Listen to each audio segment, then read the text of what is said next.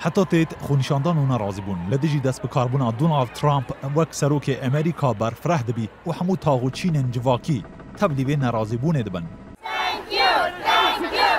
جون کری که حتی دهون وزیر درو امریکا بو ایرو یک جوان کسان بو که مینا ولاتیک آسایی چوبوناو ریزن خونشاندران. اف ناراضی بون به 100,000 تیت خملاندن. خونشاندان دما هوا هلبجارتنان دا دست بکریه. و نه برفره بویه و پرانیا باجار و باجاروکن امریکا جوخا گرتیه.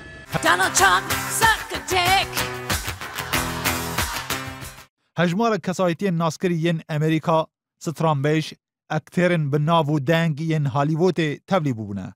جنانجی با آوا یک برچاو تبلی بونه و به 100,000 د جاده سرکه ین واشنطن سلوگانا تسروکی ما نینی گوتن.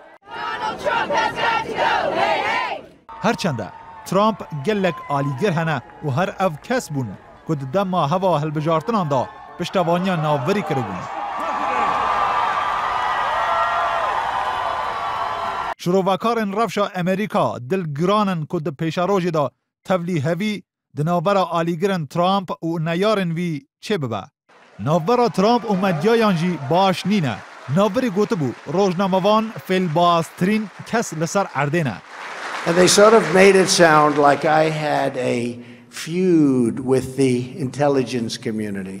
اول دم کده که ترامپ بریانها بخور روزنامه‌وان بویا و برنامه یک تلویزیونی جی پیشکش کریه.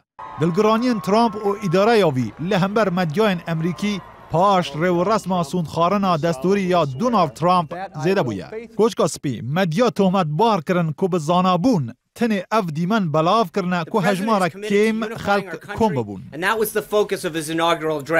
شون سپایسر پیویدار نوی کوچکا سپی راگهاند اف کسین که در رو رسم سوندخارنا ترامپ تا بر هف ببون جو همو سروکن بره زیده تر بونه.